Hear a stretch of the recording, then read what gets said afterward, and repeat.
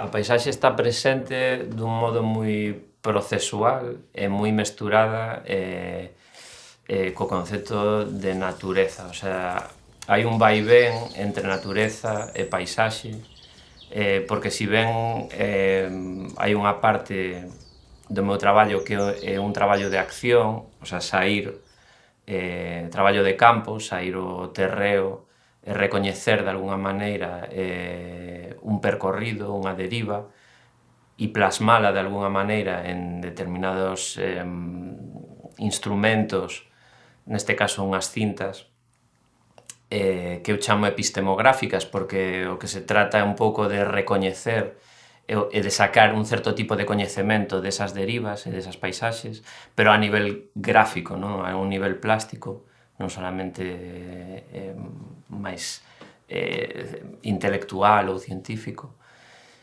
E digamos que aí o que teño é un contacto directo coa natureza. Cando eso o levo o estudio para transformarlo nunha película, a concepción de paisaxe colle máis corpo porque teñome que alonxar dese momento de deriva e acaba sendo un acto estético e mesmo hermenéutico, non? De interpretación da natureza ou do terreo matérico que recorrín antes.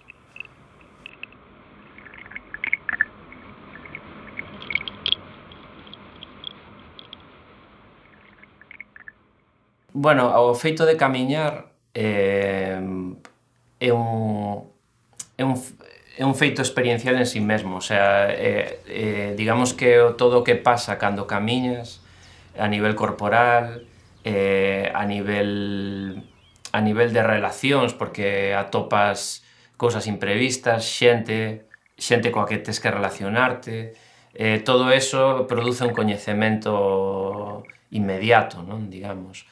Despois hai un proceso de coñecemento que provoca o camiñar, o sea, ese proceso de pensar, de repensar, de ralentizar o tempo de alguna maneira, ralentizar a paisaxe, non? O feito de camiñar é un proceso lento que te leva a pensar de outra maneira, non? E iso é super antiguo no mundo da filosofía e da arte, non?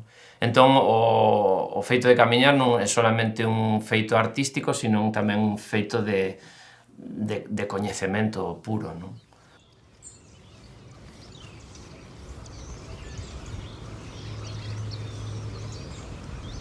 Outro termo que me gusta é o de aprender, pero non aprender como algo aprensible, non? E a nosa capacidade para aprender un percorrido ou un fragmento de natureza digamos que ten moitas posibilidades, pero é moi limitada, non? Ao mesmo tempo, ás veces tamén fago este traballo da imposibilidade de aprender a paisaxe, porque non eres capaz de absorber o 100% da deriva do percorrido. E neso está o teu punto de vista, a túa subxetividade, que para min é o interesante, non?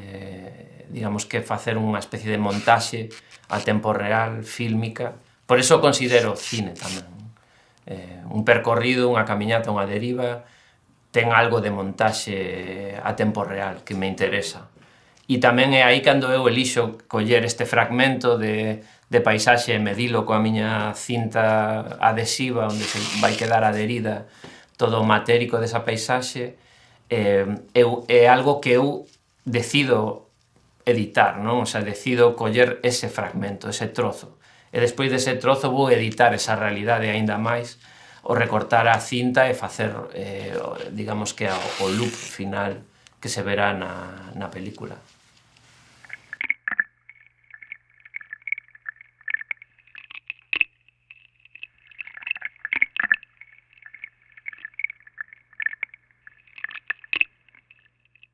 Eu creo que o termo paisaxe ten un compoñente moi romántico e dun calado cultural que nos vende moi lonxe e creo que cando nos saímos a contemplar unha paisaxe temos moitos preconceptos e clichés metidos na nosa percepción. Para min, este traballo é unha maneira de desaprender de alguna maneira eses preconceptos máis románticos dunha paisaxe e achegalos igual a outro tipo de achegamentos que outras culturas xa teñen. Por exemplo, estou me acordando das songlines dos aborixes australianos, que eles, digamos que mapean o territorio a través de cantigas onde van narrando os lugares por onde pasan a tempo real mentre eles van pasando, non? Hai unha anécdota que non sei se é de Bruce Chatwin o que a escribe, que di que eles iban montados nunha camioneta cuns aborixes tamén na camioneta e ao ir cantando o paisaxe por onde iban pasando iban cantando a high speed, non? A velocidade rápida, porque a camioneta iba máis rápido que o seu paso normal. E esa maneira de ter ese contacto co percorrido ou coa deriva é totalmente diferente ao noso contacto cun percorrido que quizáis é como máis mental, non tan a tempo real e como máis preconcebido, non? E vai moito desde o visual, normalmente, non? Porque temos ese componente tan forte coa pintura, coa fotografía.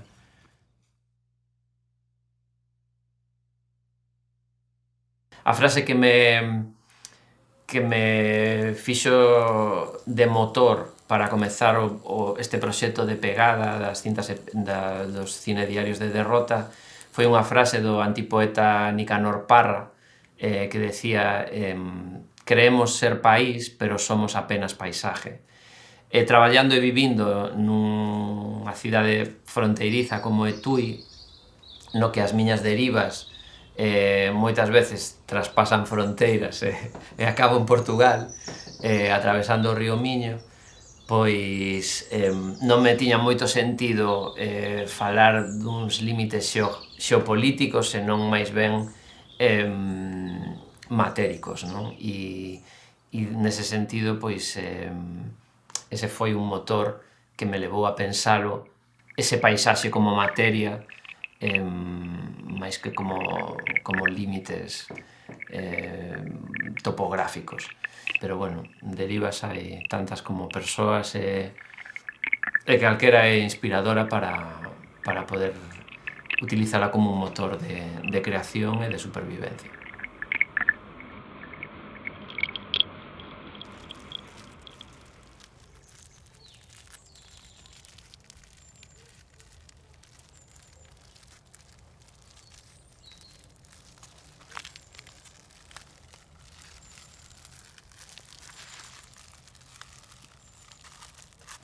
Ten moito que ver co tempo real, coa deriva, co inesperado, co accidente, porque a idea de derrota, que, claro, digamos que na nosa cotidianidade derrota ten unha connotación, pois, eso, de estar derrotado, de algo negativo, de estar vencido.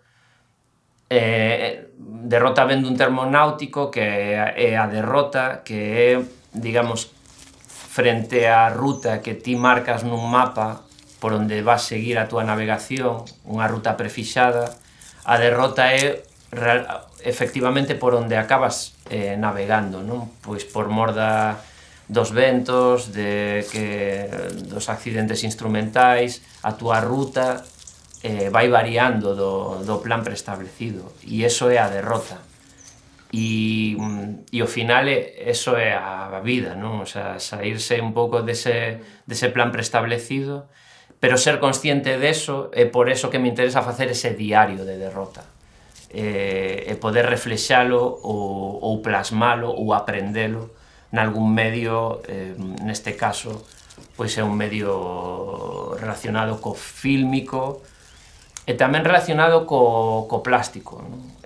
Por outro lado, outra parte do meu traballo ten moito relación co debuxo, e a verdad que a deriva e o percorrido para min ten moito de debuxar, e cando debuxo pois debuxo unhas pezas que son uns retratos de bastante grandes, de grandes dimensións, e teño que facer sempre un traballo de macro e micro, non? O sea, por un lado, teño que estar moi pegado ao debuxo porque son o detalle, os surcos da pel, toda esa porosidade, e por outro lado non podo perder a perspectiva da paisaxe, non? De poder ver o debuxo en concreto. E cando camiñas fas un pouco o mesmo, porque ti cando camiñas, e sobre todo se camiñas pola natureza, que hai moitos accidentes xeográficos, moitas pedras caídas, auga, tes que estar moi pendente do macro, non? De onde pos o pé, de non esvarar, pero ao mesmo tempo non te podes perder esa noción de o entorno, a paisaxe, que é o que nos dá ese placer, non? Digamos, de estar nun entorno natural. E ese xogo constante, de alguna maneira, quero reflexala nesa pegada. Tamén por eso o proxecto chamase Proxecto Pegada, Diarios de Derrota, ou Cine Diarios de Derrota.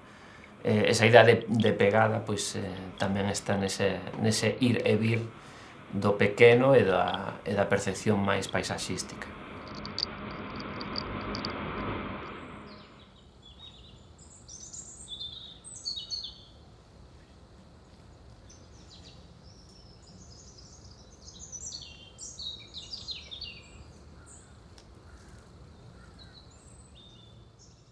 Interese ben máis, sempre me interesaron os fluxos, digamos, o tránsito de grupos humanos, sempre me interesou, por exemplo, o fenómeno migratorio como un fenómeno de estudio tanto individual como unha necesidade de abrir novos camiños, de descuberta, dunha tendencia puramente humana que de nomear o descoñecido, e aí entra tamén moito en xogo o que é unha exploración, o que é unha expedición. E por outro lado a necesidade, non? A migración ten moito de necesidade de buscar algo mellor. E por esa banda sempre me interesou esa idea de fluxo. Por outro lado, ese fluxo crea un mestizaxe a nivel identitario no que sempre me sentín moi mesturado. De onde ves a túa identidade, algo tan híbrido que ten moito que ver cos percorridos, co entorno, que é o que ti frecuentas, onde camiñaches, por onde pasaches, non? E a nivel de histórico, de fluxo migratorio, bueno, é moi claro, non? Quizás o meu traballo empeza aí, estudiando eses fluxos migratorios, esas peregrinaxes, esas descubertas, de alguma maneira. E, por outro lado, esa sensación do ser humano contemporáneo estar á deriva, non? No medio da nada, de non ter lugares xa seguros ou portos seguros onde estar amarrado, sino que todo te está levando un pouco a estar nunha derrota. E de aí ven un pouco este interese por lanzarme a camiñar e tamén por ralentizar. É unha necesidade puramente persoal de ralentizar a miña cotidianidade.